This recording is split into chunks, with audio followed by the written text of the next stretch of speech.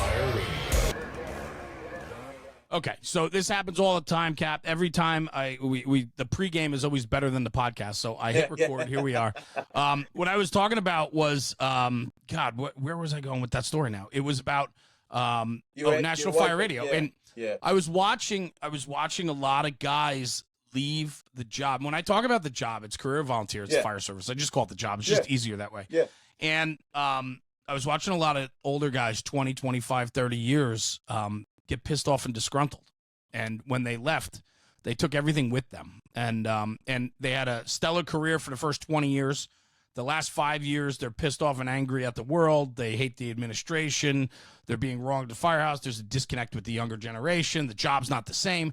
And so what happens is they ended their career on a sour note, if you will, even though the job did them really well for all those years.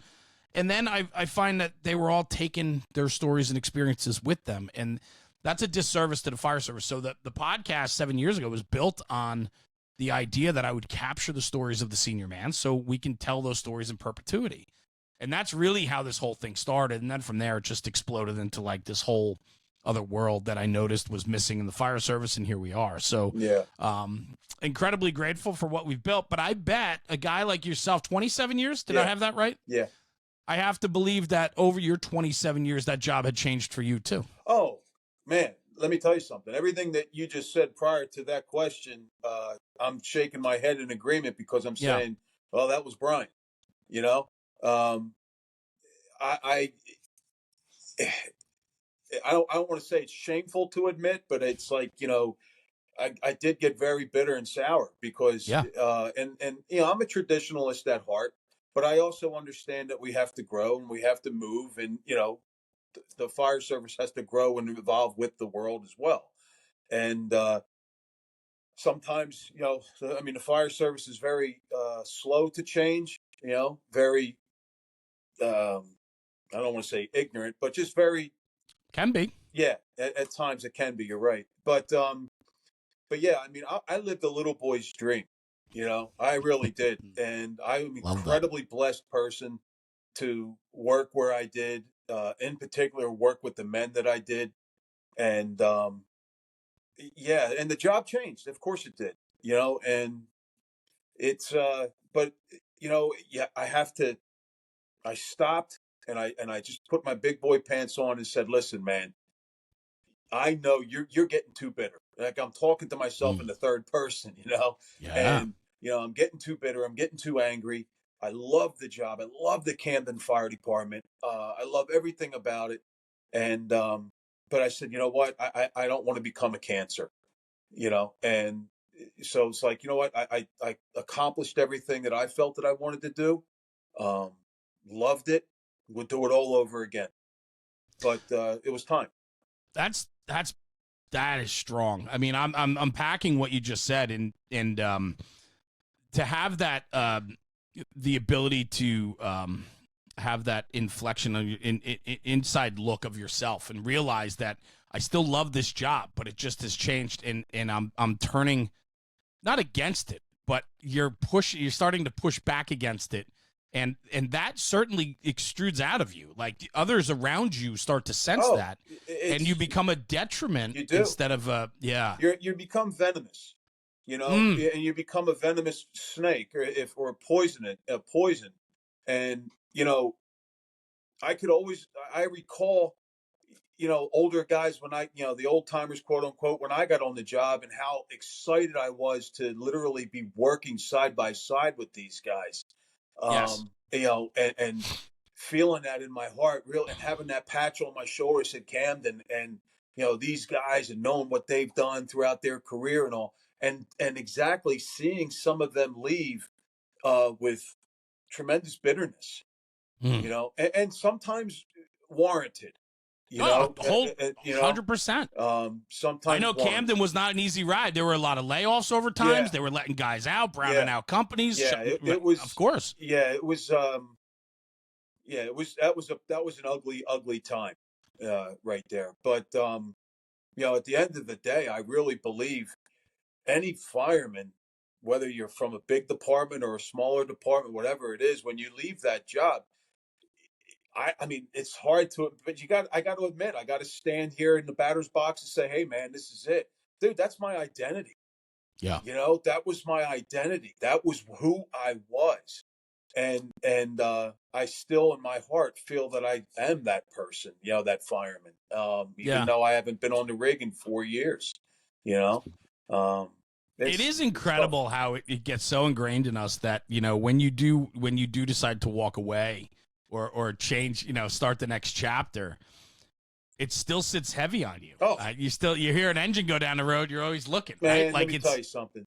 Yeah. There is I can remember myself in a supermarket, right? And I'm in the checkout line, and I'm saying to myself, it's like, here I am, just another Joe Schmo. Not that I wasn't before, but I was like, you look around and you never know who you're talking to.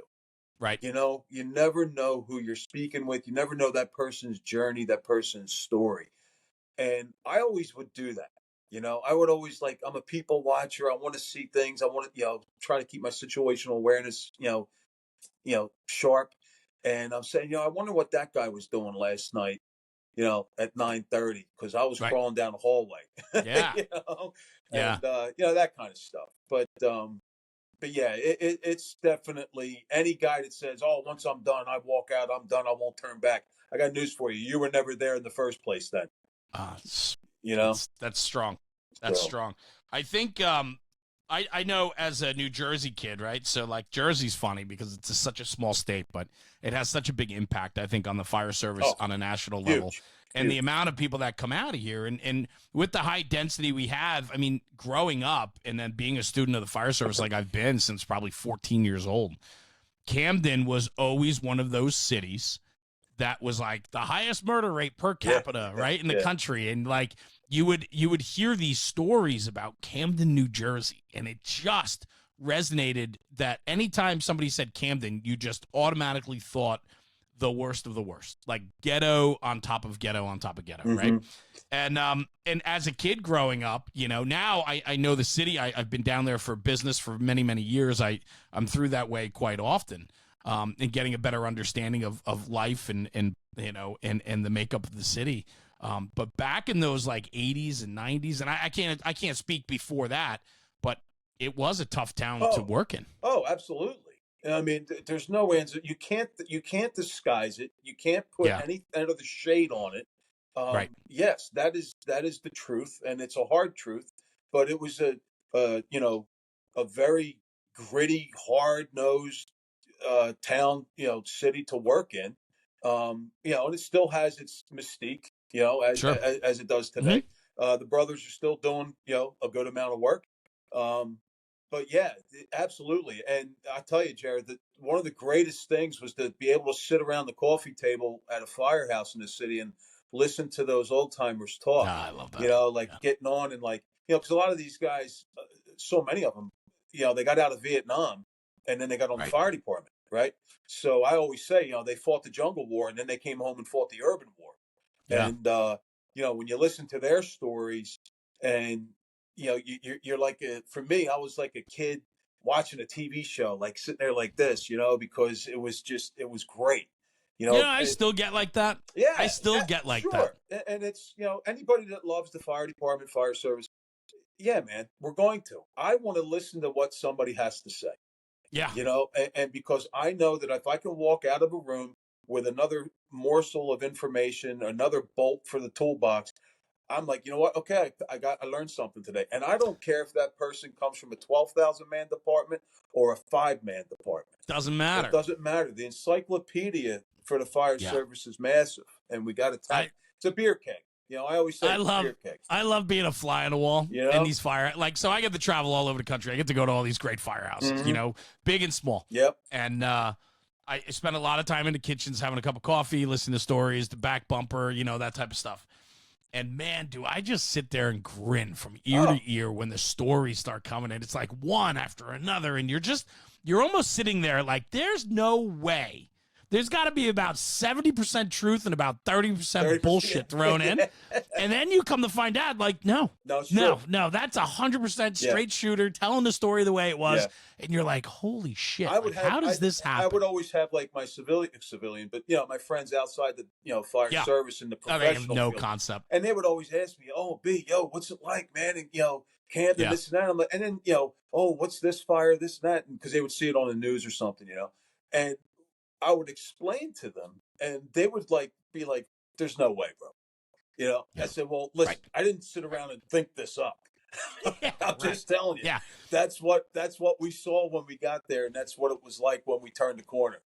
We get a true glimpse of what humanity looks like. And on both sides, both the beauty of it and the, of course, the hell of it. Because the beauty of it, we focus on the hell a lot. We focus on the tough stuff a lot because it's so prevalent. But when we have one of those beautiful moments, that's what really carries us through. And that's the thing I think that people, and I know a lot of fellas out there that listen to the show and come from like you said, all over the gamut of the country or whatnot. And again, you're right. New Jersey, we pump out some pipe hitters, man. I mean, it is just, there's no ands, ifs, or buts about it. But, but I'll tell you, and a lot of the other inner city firemen in New Jersey will agree with me when I say this. The population of each one of those cities has it gives it the black eye and bloody nose, and it's only 5% of that population that does that. There is some incredible, beautiful people in the city of Camden. I've had the opportunity to literally just sit on their front stoops with them, and laugh with them, talk with them, and that was probably some of the best times for me on the job. I loved being on the street and just like walking down the street or something and going across the street after a job and just sitting on somebody's front stoop, I gotta ask you saying that makes me think about a few things. And I think about the current state of affairs today in the fire service. And I wonder, moments like that for you after retirement and you have time to reflect, those are the moments that carried you through. There's this sense of community and pride in the community in which you're going to fires in. Mm-hmm. And you are there to help those people. And I wonder if we still have the same connection today that we did yesterday with the communities. I mean, I almost feel like now more guys are more removed from taking that moment and sitting on the stoop with somebody that just lost a child or somebody that just sustained fire damage, and you take those extra moments. Or the kids, you see those photos, right, of all the kids hanging on the fire trucks in the 70s and 60s. Yeah. Do we allow that today? Because I think we need to get back to more of those roots. Do you believe that? I think unfortunately, there's a lot of truth to what you said, but I'll push back on this a little bit and say, please. I do believe the fire service in general, because that is our heart, right? That is our common denominator within our bloodstream, is we are there for the people. I think that we have, in the fire service, our job is to inherit people's problems. That is our job. Okay. And when we do inherit the problem that people call us for, it's typically the worst day of their life. Right. And, we're the solution, not the, the anarchy to it. We're there to kill this problem. Okay. So I think the way, and I've seen this throughout my career, that the compassion and the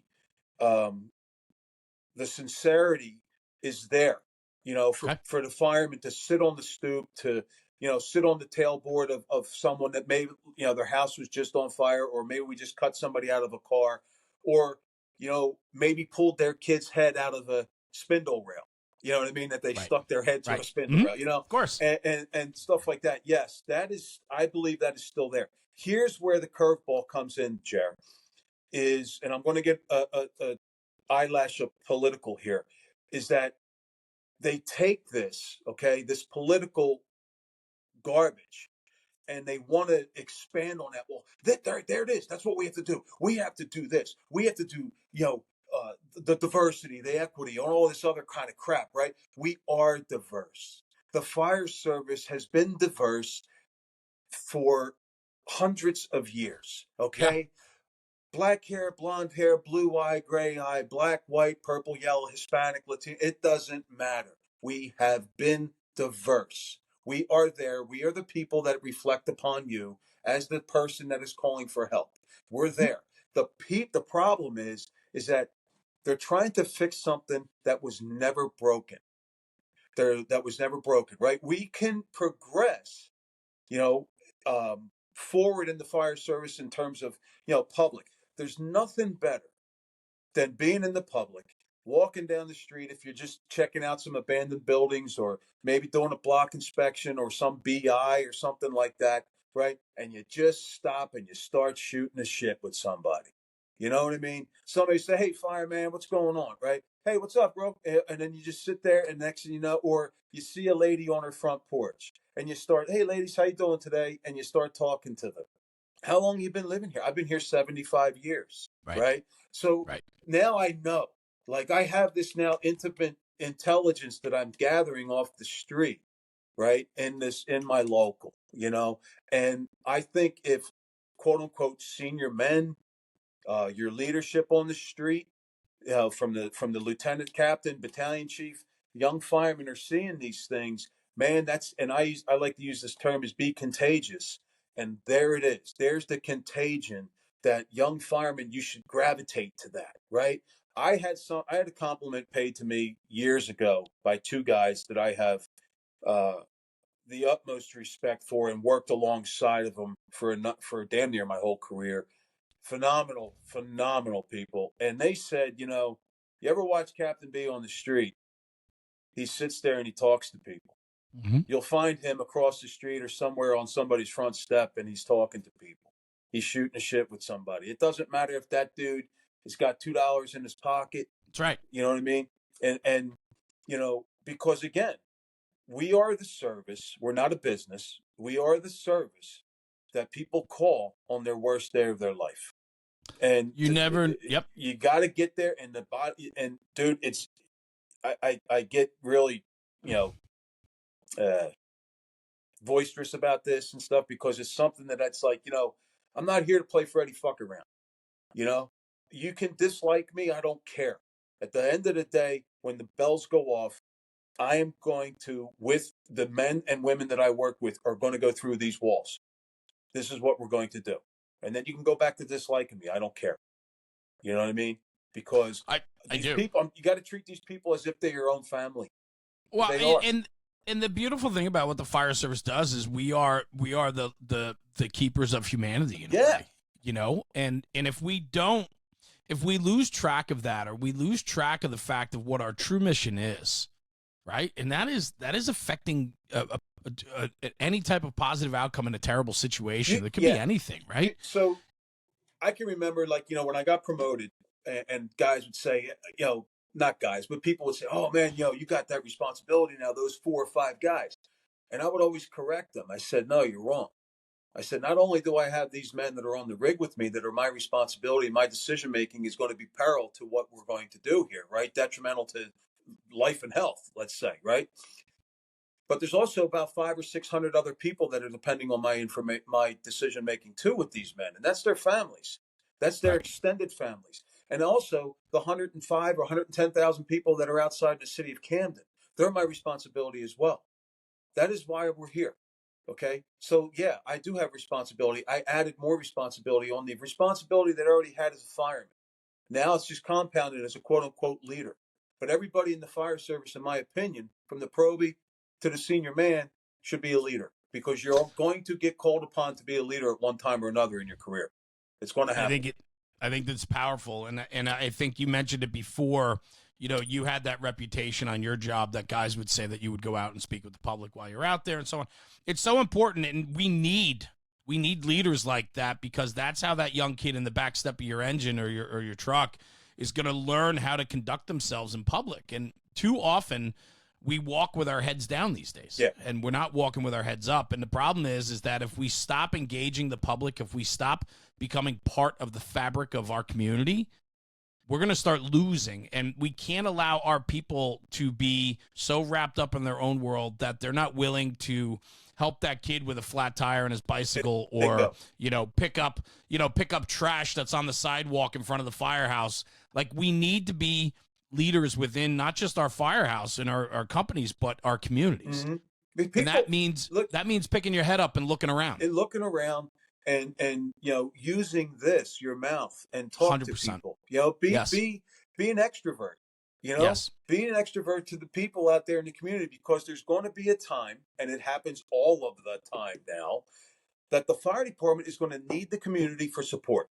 Correct. Okay. 100%. So if you're a ghost when someone looks at you physically, but they're not connecting with you, or like, oh yeah, there's like, I don't know, guys around the corner on Mechanic Street, or around our firehouse at Liberty Station, they were like, that's the white haired guy, right? That would be me or somebody like that. That's right. You know what I mean? That's right. And like when I was at Sevens, across the street, big row of houses, and the neighbors, we used to have this one young lady across the street from Miss Renee, and she would yell over at us all the time, and it's like that banter right there, when you go back and forth and laugh, and you're yelling at each other across the street. That's right. That's right. Man, that you can't, if you could bottle that up and sell it, you're a millionaire, and sell it to the fire service. Like, here you go, guys. You want to talk about marketing? Here it is right here. Here it is right here. You're for that woman. You're here for that woman. You're here for her kids. They're the number one priority. They are the number one priority, and that's the way I believe it should be. And those are the core values of what the fire service stands for. It's always been that way.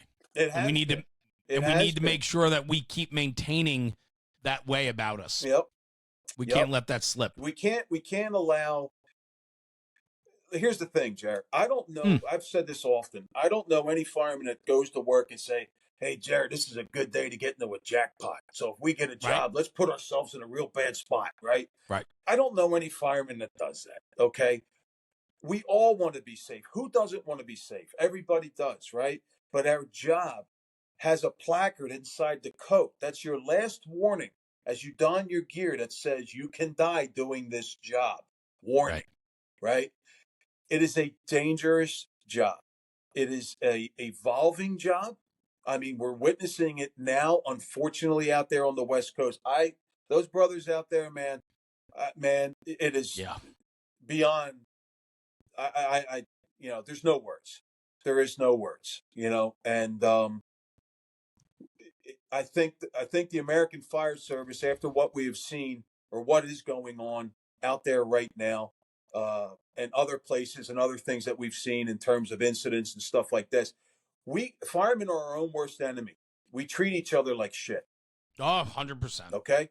100%. Cops treat each other like shit. Okay?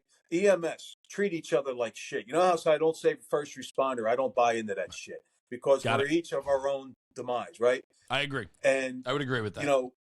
We have got to stop this shit of stabbing one another in the back. And guess what?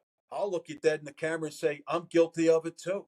If a guy says he's not guilty of it, he's a liar. Okay? Right. He's a liar. Yep.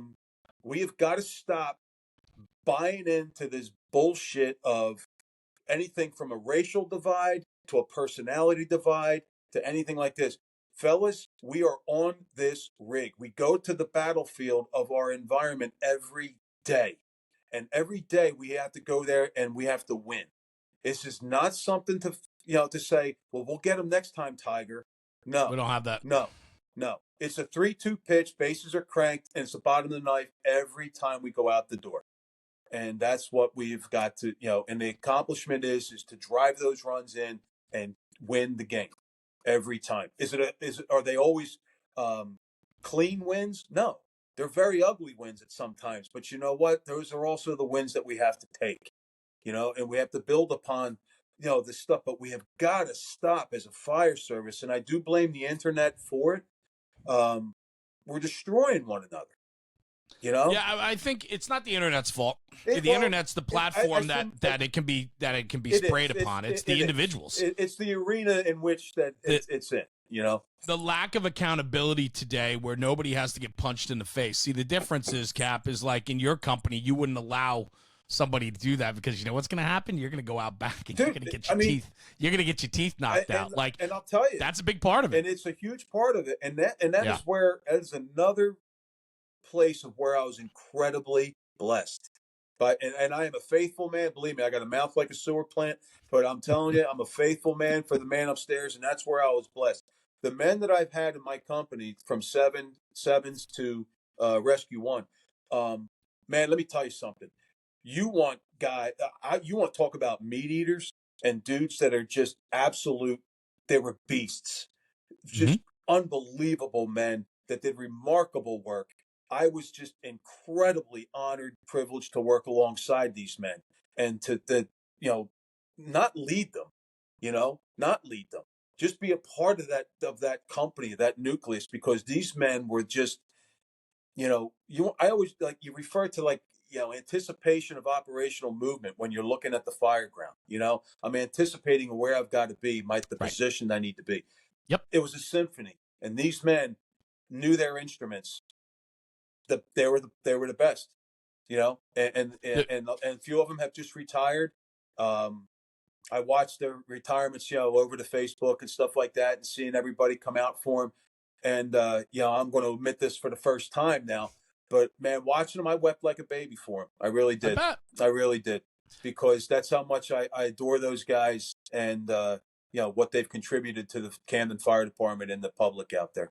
If you don't get emotional over your people doing well, there's something wrong with you. Yeah, like you had there's a big part of that you're part of their upbringing and movement through the fire service. And if you're so detached that you're insulated and you don't feel emotion, I want my people to be better than me. Yeah. I watch my friend. I was with a buddy the other day, a young kid from my firehouse. We're out I took him out for the day, showed him a bunch of National Fire Radio stuff that I was doing. We're sitting having a beer. He gets a phone call and he got hired. He got a call from personnel and he got hired. Wow. And he's like, that was the call. And I was like, bro, I'm here with you, like having a beer with you. Dude. And you get that phone call. It doesn't get any better. This sense of pride I had in him. Yeah, man. In the accomplishments and the hard work that he's put in. Yep. Hell yeah, man. Of course you're going to be emotional about that. You cannot help it. And if you're not, you're heartless, right? You're literally, you're watching a young kid, right? And he gets that phone call. It's as if you're watching your first child being born again. 100%. Okay? Because it's that, that is that. And there it is, man. Things align, right? And you're seeing that, and the overwhelming joy that you have. Okay, to watch that and see that. I see guys that I had in my companies that are now battalion chiefs and captains. And I'm like, man, look at this. These guys have got this football, and they are, and they're always in the red zone. They're always ready to score. They're always ready to get it, and that it is just such a, I've had guys contact me over the years, say, "Yo, B, I got on the job, man. I really appreciate it, dude." And I may have taught him in a class or something like that, And so yeah, I agree with that. The bloodline for our fire service is still very deep and very thick, but we have to really, if we're going to use the term brotherhood, man, we got to be it. We have to be it. That's it. That word gets thrown around. Yeah. That word gets thrown around only. I find now it gets thrown around when it's beneficial for whatever cause you're trying to hit on. Right. And and the meaning of it. I mean, don't get me wrong. I still think I'm not a negative guy in a lot of ways. And I still think that the fire service is very, very good. But there's always work that needs to be done. What I worry about the most for me is watching the core tenets of the fire service start to become a little more gray, and they should be pretty black and white. And that is one of my biggest concerns. And as I travel and talk with people and the message that I get and the conversations I have, that's a big part of it. It's a huge part of it. I mean, where we're slicing and dicing something, bottom line, if we master the basics, we become the Jedi, right? I think so. So engine companies, locate, confine, and extinguish the forward progress of fire. Attack, right? Ladder companies, position the apparatus the best you can, right? If the aerial can be used, phenomenal. If it cannot, okay, I understand it. ground ladders, 4th century, primary search, fire floor above the fire, top floor, you know, get these jobs done, be in position.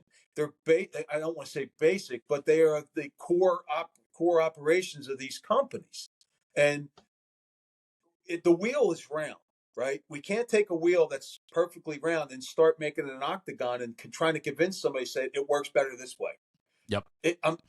We just put resistance to it. You know what I'm saying? We have to. It's not in balance anymore. It's not balanced. And I think sometimes, too, and it happens that guys with, 5 or 6 or 7 years on the job, they're already getting promoted to captain and stuff like that. And, look, I get it. It's a young fire service now. There's a lot of retirements happening. We're in that cycle, Mm-hmm. So those positions have to be filled. But, okay, we're filling the positions. We're getting qualified people. The one thing that we can't teach is experience. So therefore, what I would recommend to younger fire officers and firemen to tap into guys, send them a message, give them a call. Hey man, I got a question, man. Could you ever do this? That is a message I would put out there to you guys that are young, that are getting promoted. I got a question. I don't know, where to go with it. Okay. Then let's do it, bro. Because this is what the fire service is. All right. It's that encyclopedia again. Right? The keg of beer, tap it, because there's a lot of info in that keg of beer right there. Yeah. I yes, and yes to all of that. What I'm thinking is, as you're saying all this, is going back to what you said your early days were, being influenced by those Vietnam veterans that came back and they fought the jungle wars. Now they're fighting the urban war, and you had the opportunity to sit there and digest and be a fly on the wall, like I was talking about, to absorb all of that. And you had the humility enough to understand and respect those people to sit there and to be educated in an informal process just by being a fly on the wall. What we have to do is have the humility enough to allow to be mentored. We talk about a mentor, find a mentor, but you have to be a mentoree. You have to be willing to absorb and allow for people to share with you things you don't know, but you have to have enough humility to recognize you don't know. You don't know. And that's the dangerous part, is I think many people today don't have the humility and accountability in themselves to admit that they don't have all the answers, and it's okay that you don't. Right. I talk a lot about it's okay to be a 3-year fireman. It's okay to be a 5-year fireman, 10-year, 20-year, because it takes time and experience to become a 3, 5, 10, and 20-year fireman. So that's okay to be a 3-year fireman. At 3 years, you don't need to be a 10-year guy. Mm-mm. We don't need you to be.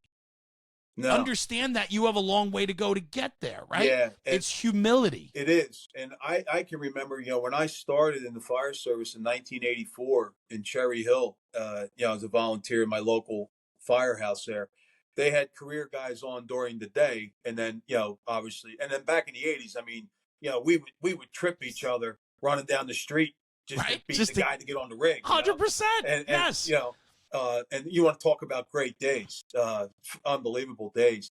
And like where I started there in Cherry Hill, at that firehouse there, the men in that firehouse, man, let me tell you something. And they went on to do, great things in what we know now as the Cherry Hill Fire Department. Right. But I owe everything in my career from that spot, from that start. Those men in that firehouse went, as a young kid, and, real young kid. And, I owe everything from there. So I was fortunate enough, once again, to be mentored, and taught and directed by guys who, just absolutely loved the job. And it fell into me. And I can remember when I was a little dude, and that siren would blast, I would run out of my house down the street just to watch the rigs pull out. We would chase the trucks on our bikes every single day. Yeah, dude. Yeah, absolutely. And it's just. It's amazing. It's amazing, guys that come from a solid foundation, a department of culture, where the people are willing to share their love and passion for the fire service into their new people. Those are the kids that get set up for tremendous success. Yeah. right? Yeah. I find what really troubles me is that you have an excitable kid that comes into the fire service. Maybe it's volunteer, and he comes in and it's a shitty firehouse. And now you the shitty guys in that firehouse, you just took responsibility for killing that kid's dream of being a good fireman.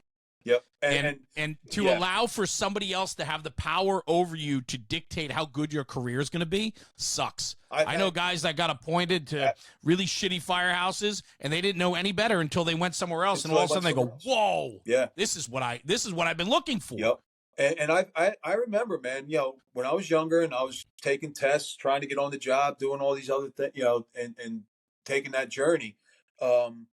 I can remember people telling me, "Oh, dude, you ain't gonna get on there because you're white, or you ain't gonna get on there because this and that, this and that." Well, dude, I amputated them people from my life. That's a cancer, right? Yes, it is. And if I can detect it early enough, it's going to get taken out, right? And it got taken out, and I just was not. Quitting was not an option. Giving up was not an option. Sometimes I'm a little too mental like that. I don't know myself, any better. But it just, it was that goal, man. I was not going to stop until the goal was obtained, and I didn't care, it didn't matter, right? I'm going to eat a mile of dirt if I have to. It's just, this is the way it's going to be. And, you talk about like it, when guys want to sit there and say, this and that, blah, blah, blah. I got 35 years here and this is what we used to do. Okay, great. That's great. And I'm not discarding anything like that. God bless you for doing that. Okay. But, a lot of firemen I worked with are no longer with us.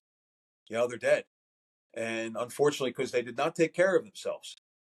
Right. And, that was obviously, that's another thing. But, I think me personally, and I know you'll agree with me, and I think probably everybody, a lot of guys out there would agree, the fire service, the American fire service, is the Mount Everest of the fire service in the world. Okay? We are. Okay? We are. We, from coast to coast, north to south, middle, wherever we're at in this country. And, I've had my opportunity to travel throughout this country and learn and see how other departments operate. And sometimes I'm like, holy shit, like you're blown away. Like, yeah, our first two locals, like 60 square miles. Like, holy smokes, bro.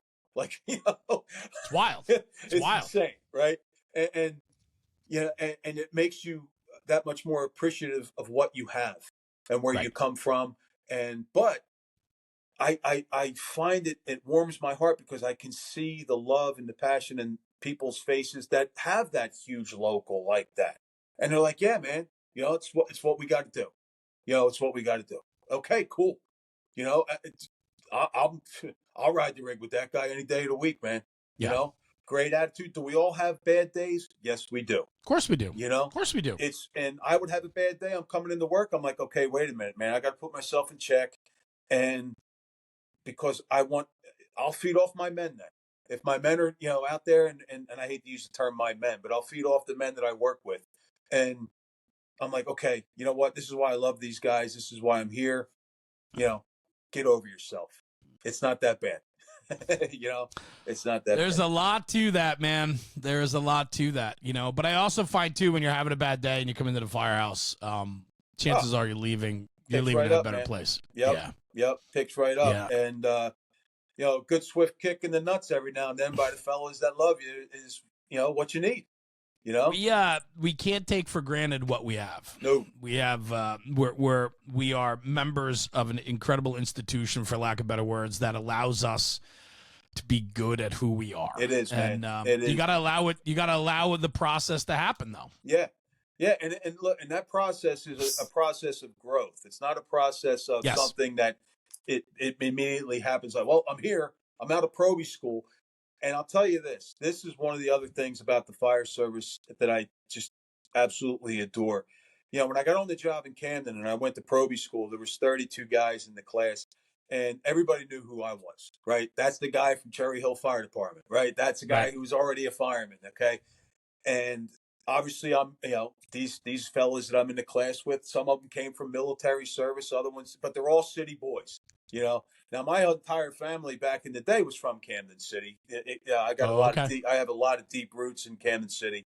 My father's, all the union halls were downtown and all that stuff, but nevertheless, 1857, I think our family goes back to Camden City. Wow, that's Yeah, cool. yeah. That's cool. But anywho, so I can remember, and this will never leave me, seeing all the fellas that I got on the job with and watching their growth, Mm-hmm. right? Watching their growth. And I was just brutally honest. I was straight with all of them. I said, fellas, yeah, I was on the job. I had 3 years on the job over there in Cherry Hill. This is what I do. This is what I do. Anything you need, whatever you need help wise, hit me. Come up to me. I will help you, whatever we need to do. Tying knots, whatever it is, right? Let's, we're all in this together. All right. Let's just do this. Let's make it happen.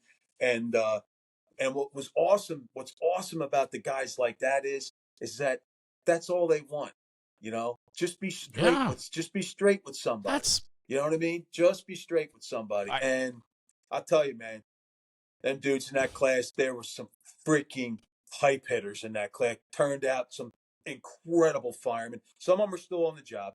Yeah. And they're just I got the utmost respect and love for them guys. You gotta give yourself to the process. Yeah. If you don't, like, we live in a world today where everybody flexes and everybody says they're more than they are, right? Everybody's, faking Instagram photos for the likes and all this bullshit, right?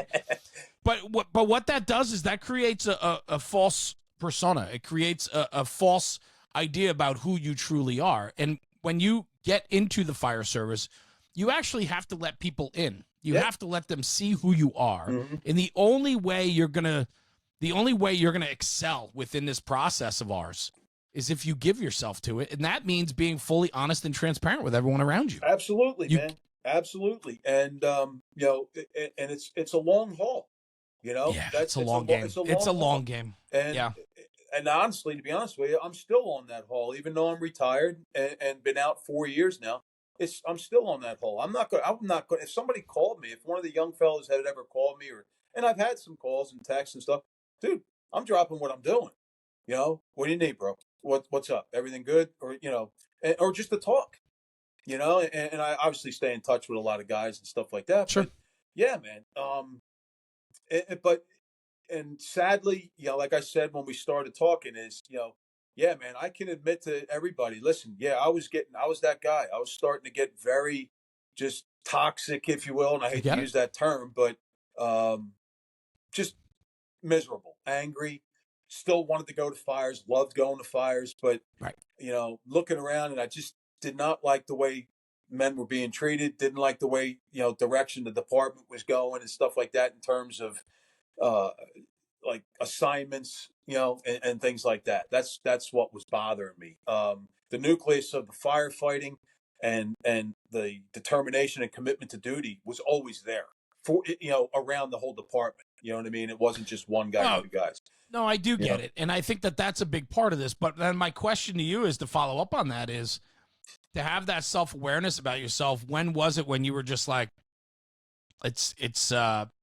I'm not giving it what it needs to be given, or I'm starting to come apart. I'm not questioning your work ethic or your desire to go, to be there. I'm talking more about recognizing I might need to change the scenery here. Was that easy for you? No. I still struggle with it. I'm not, I mean, what am I going to do? Lie to you? I still, no, I get it. No, I know, but I'm just saying, like, I still struggle with it. But it was, it was just a big horse pill that I was trying to swallow. And, I'm looking at stuff. I'm getting tired. I'm not physically, nothing like that. Cause I try to keep myself in decent shape and stuff. And it's just, my mind was still into the job in terms of, getting out there, getting it in. But that drive in was different. That drive home was different. Yeah, it was. Yeah, it was. And I called a couple old guys, I talked to a couple old timers, and they're like, "Yo, kid, listen, that's it. It's yeah, you're there," because that's exactly I can remember them telling me. Yeah. I can remember one of my dear friends, Captain Rick Tate, when he decided he was going to retire. He had like 30 years in, and he said one day, Bry, because him and I would work together at a funeral home, part time, and Right. he goes, when I drove under the Walt Whitman Bridge one day going into work, he said, "You know what? I'm done. I'm done." That was it. And Yeah. and again, everybody's, hey man, freaking loved it. It was the best time of my life, other than being a husband and a father. Sure. But yeah, it just, but yeah, Jared, it's one of them things that you just gotta have to say to yourself, okay, you know what? I can still obviously do the job physically. I'm still with it here. Hmm. I'm still sharp with my skills and my knowledge and stuff, but that is getting consumed by my attitude or how I'm Yes. feeling. Right. So it was like, okay, you can't do this, right? Yeah. People don't deserve this around you, and so okay, time to go. I think so many guys hang on because they don't know how to walk away, but them hanging on by a thread doesn't bring any value Mm-mm. to themselves or to the guys around them anymore. No, And in fact, it can become detrimental. it does. And It yeah, can be, and if there's one thing that I would tell guys that are right now on the bubble that are thinking about punching out, obviously it's your decision to do so. Your life goes on, guys. It goes on. The fire department was there before you got there. It's going to be there after you left. The issue that you want is the footprint that you left there. Okay, is, hey man, yeah, I was a Camden fireman, and I don't want to sound egotistical or anything like that, but everybody has one, and I was a good fireman. I was hmm a good fireman. I been told by a lot of people I was a good fireman, and that's all that matters to me. That's all that matters to me, and you know that matters to me, but also just having that opportunity to be in the Camden City Fire Department and work with the 25 years that I was there, whatever it was, that alongside of the men and the women that I had worked with at that time, and you're never not going to be a fireman. Just because you're yeah, not getting on the rig, just because you're yep. not going to fires, you're still a fireman, man. A Marine is still a Marine when he leaves the Marine Corps, right? They're just that way. You have an open invitation anytime. I So hope we're just hopping back on, man. I don't know, the connection was lost or something. So here we are. We're back at it. So it's that Bryan Emenecker, Tennessee yeah. connection shit. Yeah. What a Tennessee. Let's talk about that for a second, huh? From Jersey to Tennessee. How's that? It's different. It's I different. bet. I tell you right now, you ain't getting any freaking pizza, man. That ain't No. happening. Well, that's a gift. Dude, Pizza, bagels, dude, right? Like it's you just, it's yeah. it's killing me, man. And my wife, she's South Philly Italian, so it's like, Oh, yeah, dude, it's brutal. well, what is that? Like an 8-hour drive? Yeah, it's like 8 hours. Yeah, from Yeah. as crow flies. But Okay. we were coming down for vacation for a number of years. I had a large motorhome, and we would come Right. down, and when the kids were younger, and blah blah blah. And then my daughter, she wanted to go to UT. We came down one summer, and she looking at UT, and she realized. I tried telling her, I said, "Hey, honey, this is the big house." I said, Right. "UT's gigantic, man. This and that." So she was like, "Oh my god, right?" And then she was, "Well, I want to look at ETSU." Which is the other college, Okay. north of UT, and that's where she goes. She goes ETSU. So Awesome. yeah, we came down, and you know, uh, we're down here, and Good. we'll see what happens. Let's just put I it get that. it. We'll see what happens. I get it. I mean, listen, I never thought I would leave Jersey. I'm still here, but I think my days are starting to get numbered. There's, as I say to my wife, you only know what you know. I know, And man. I know. when you're born and raised Jersey like we are, Yep. and I mean you were a South Jersey guy, so that's basically Philadelphia. You're Pennsylvania. I mean, Philly. Yeah. North Jersey is really the only part of Jersey that exists. Yeah. And so, Yeah. so, it's, Yeah. for us, it's like you never think you would leave and try something different. But I can tell you, man, it's on my radar. There's no doubt. I would just tell you, Jared, do your homework. Yes. Big part of it. Big it part. doesn't matter. Like, everybody be like, yeah, I did this and this. Once your feet get on the soil of where you think you want to go, And then you Yeah. start really peeling the onion back, and you feel like, oh wow, they don't have this or that. This is not as good as what I would think. And I have a special needs child, so Okay. it's different. You know what I mean? I have a daughter and a son. My son's a special needs child. He's nonverbal autistic, so it's it's us against the world kind of thing. Can if I can, I don't know. I'm listening to a podcast right now called the Telepathy Tapes. Mm-hmm. I will share the link with you. Yeah. It is all about nonverbal autistic children. Really? And oh my God. And it is a powerful podcast talking about how they can communicate. Oh yeah. And but they're talking about the telepathy, the mental telepathy of being able to share their ideas, thoughts, and wisdom through spelling, through telepathy, by being able to talk to one another. Yeah. It's I would appreciate that. I really would. Wild. Yeah. Wild. I that's all I talk about with people. They're like, what do you, I'm like, you got to listen to this podcast. Yeah. You got to listen. It's like I think it's like a 10-part series. It is powerful. I'll check that I out. find myself sitting in the car, like I'm sitting in a parking lot at the grocery store and I'm still listening to it. You know what I mean? So I would love to share that with you. I think it's incredible. Yeah. Please do. I appreciate it. I will.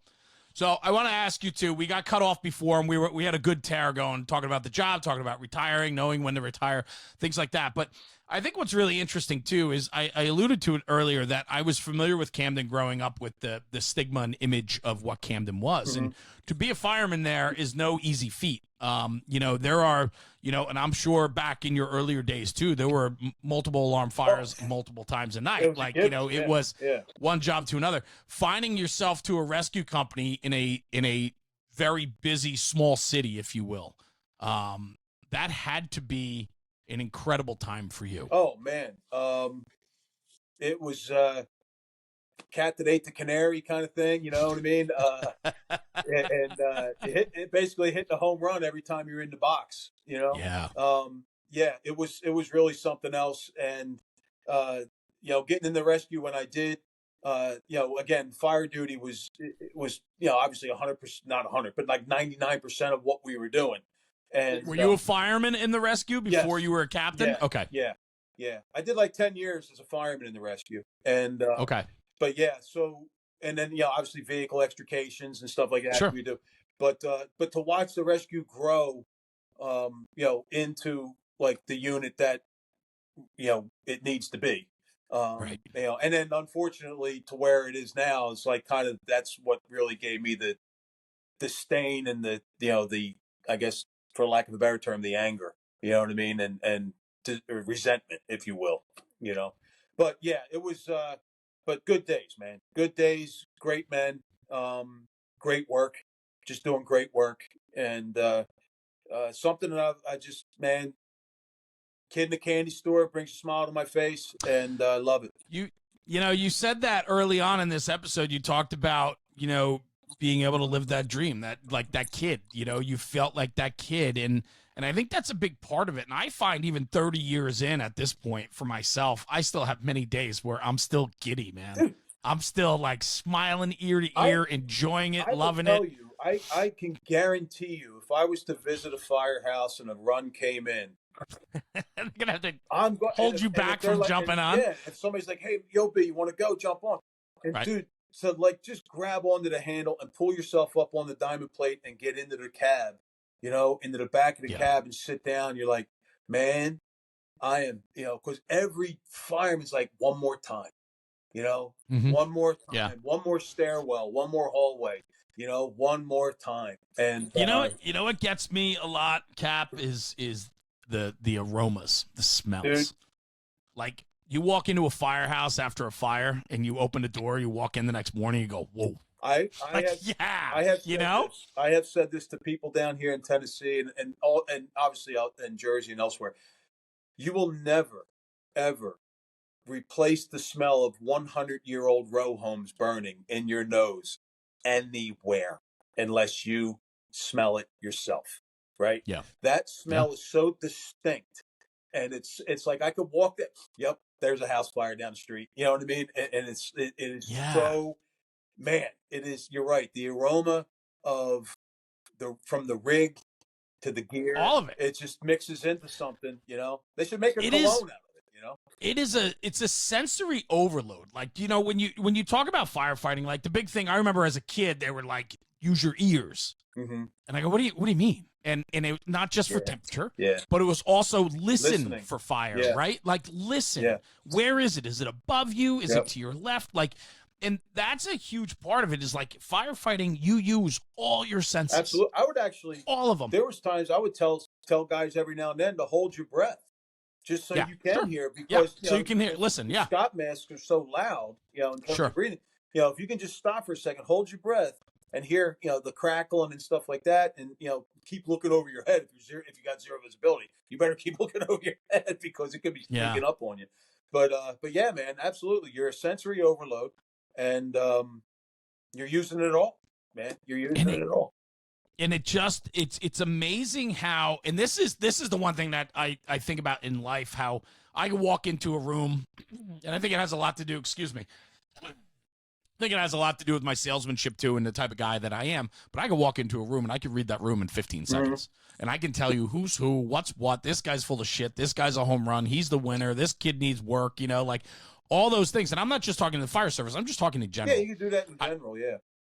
But I think that that's a big part of what firefighting is being able to take all this information. You're using all your senses, right? You're taking all that data that's coming in through all your senses. You're computing it through your experience and time on the job, and then you're coming up with an outcome in a matter of a split second. Yeah, man. Yep. There is so much to that we don't talk about enough, and I think that is where experience truly does matter in this job. Yeah, because you're not gonna, you can't teach it. I mean, you can, we can share it. Yes, and you can't teach the experience, but see, I didn't do it myself, but a lot of my buddies did do this. I'm an advocate of continuing your education in terms of academics and stuff like that. I think it's a great thing. Absolutely. Me personally, I'm just not that guy.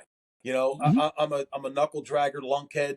I was a hands-on dude, so I took all of these, any class that came down the pike in terms of, tech rescue and all, because I like that. That's what I gravitated to. Sure. And abandoned buildings in particular, I really started taking a ton of notes during the years and studying stuff and human behavior. I really dove into the human behavior aspect of fire victims, because in terms of searching for them,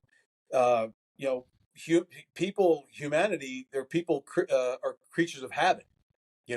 So I was trying to say to teach myself and say, all right, well, let me find out here. The worst contagion that we have in human society is panic. Panic is the worst contagious disease that we have. Yeah. And, we have so much evidence of panic because people it's just it. One person takes a dump, everybody's there, right? The radio station nightclub fire was a prime example of that. That horrific event. And we can go down a whole litany of big fires that are famous of loss of life and property and stuff like that.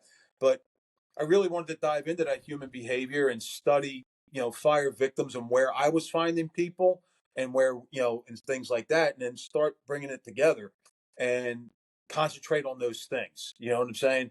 And so I was educating myself like that with building construction and other stuff. But yeah, man, the fire service is a huge pot of stew. And there's a lot of stuff in it. There's a lot of stuff in it, and some of it tastes really good and some of it tastes like shit. So there's a lot of that. Yeah. I would agree with you. I think that's kind of a great way to kind of start the wrap here, is that I agree with all of that. This job is so good and it can be so bad. Yep. And yet most of us have this unconditional love for it, that even when you're getting kicked in the teeth, the next day you're coming back for more. Yep. Love you. Yeah. Man. You know what I mean? That's just it. Yeah. And I'll tell you this, man, my last two fires I had right before I punched out, one was a multiple alarm with multiple people trapped, and unfortunately we had two fatalities. However, in that fire, brothers just did an incredible amount of work rescuing people. One guy got a Class 1 award. There was numerous Class 2 awards received by members in this fire. It was one of those, just like, man, this was it, man. This, you know what I mean? Not, I didn't want to see loss of life, but again, working alongside the men that I did, and in those types of conditions, man, it was just, there it is right there. That's the definition of the Camden Fire Department. That is Camden firemen through and through right there. They will put themselves in a position for the betterment of somebody no matter what. They put that mission in front, and that's what they do. And they've done it exceptionally well. And I was just very blessed and fortunate to be a small part of it, when I was there. And then the last fire I was on went to a multiple alarm, and we actually had a mayday. A young fireman had fallen through a floor and got all upside down and everything like that, got banged up in his neck and stuff. And so at that point there, Jared, I was like, okay, man, I get it. I'm cool. you know, it was already filed, but But yeah. Well, I mean, everything you're saying though, it comes from the generations and cultures before you, like with your upbringing through the fire service, like the Camden Fire Department. I mean, the whole episode today, you talked about the people you worked with. It wasn't about you. Like you really haven't talked much about you. You've talked about, right. Well, that's my point, right? Is like, that is a sign of somebody that I want to get to know and spend more time with, is when they're talking about everyone else around them. And when you look at, and we talked about it before, setting up your new members for success, give them the culture that they want. They come into the fire service starving for information, and they want to fall in love with this incredible thing that we're all a part of.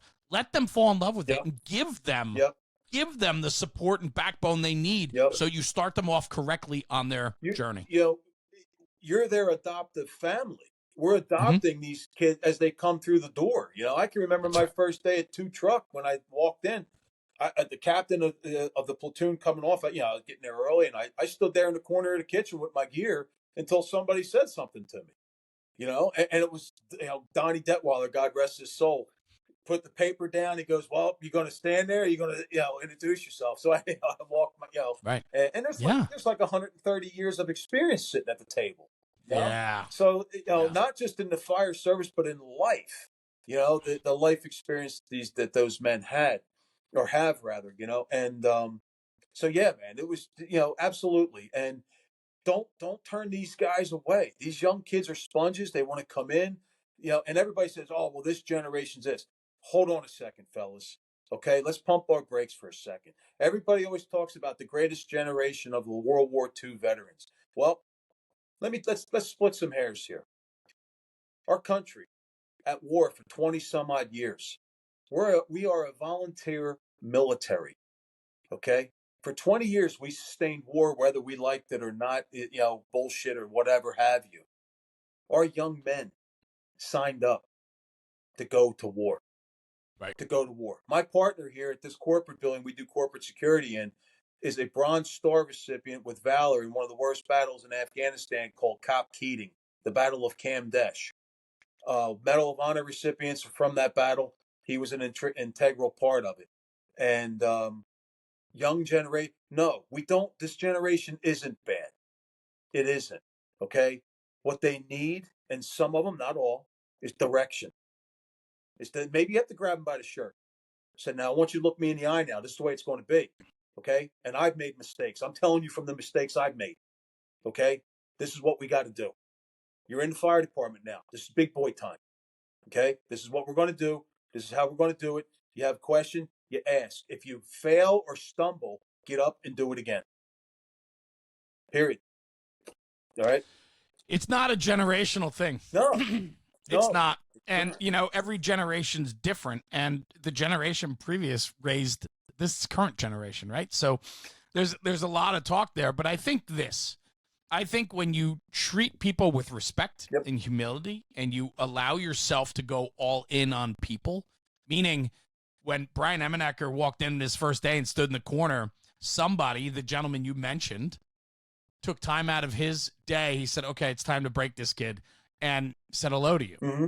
Like we need to engage. We need to go all in. We have to work harder today to communicate with the next generation because they like clear and concise communication. Those are their generational traits. And so if that's the case, that means older guys like you and I have to change the way we used to do it to become more current, to be able to deliver the same message today, but in a different way. And there's nothing wrong with that. There's nothing wrong with that. You know what it is? We have to do more work. It's on us. More work, right. And That's I'd rather have clear and concise instructions. That's right. Than go like this and throw a dart. Right. Right. Shut up, kid. Stand in the corner. Exactly. You'll get your turn. You know what I mean? The problem is nobody gives them a turn anymore. Nobody gives them a turn. That's the problem. So, and then all of a sudden when the kid fails on the fire ground and does something stupid, like my first question is, okay, who's in charge? Right? I'm not jumping on this Not kid. anymore. Now we just hold them accountable. And they're like, well, you never even explained that to me. I've never even. Right. So accountability. It is. Right? You know? It's a circle. It's a cycle. Yep. But I will say this. We got to stop eating our own. We have to stop. I agree with you. We got to stop that. You know, we have to. And because if we're a bonded fire service of brotherhood, real brotherhood, right? Dependent on one another. I mean, we lost a brother out in Hawaii the other day at a house. I saw that. Right? 25-year-old kid. 25-year-old kid, right? Come on. Yeah. You know, and Lord knows what's going on out there right now in California. I mean, we know, but I mean, we're not terrifying. We don't have boots on the ground. But yeah, man. So we got to, we got to stick together. I was actually, when I was leaving the gym this morning, I was thinking about, maybe I should just make a video and try to put a word out to the public and be like, listen, the first thing I know who you want to blame in this fire in California is going to be the fireman, right? It's well beyond that. Okay, it's well beyond that. Yeah, for sure. And other firemen too need to stop. But I digress. From that. So yeah, I still there's so much good here. Let's focus on the good. Yeah, let's just focus on the good. Yep, because it is without a doubt the greatest job in the world. Period. Yeah. I don't know any dude that got in the fire department and said, screw this, I'm out. You know what I mean? Right. Nah, bro. Yeah, it doesn't. It doesn't work. It don't. No, it don't. No.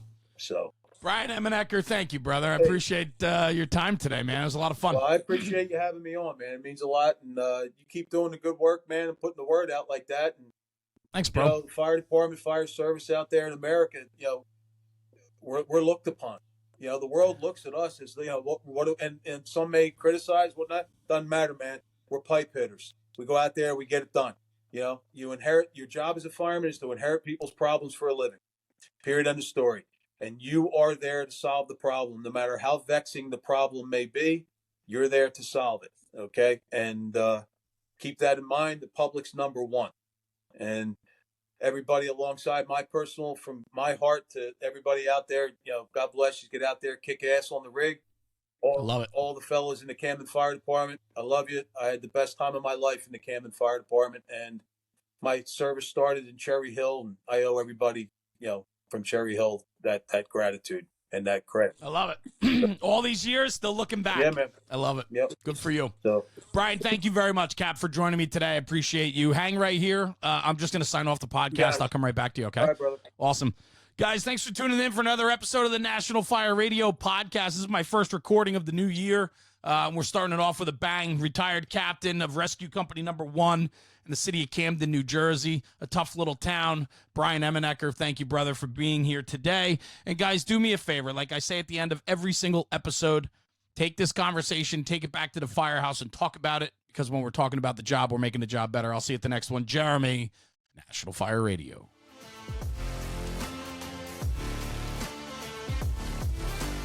National Fire Radio.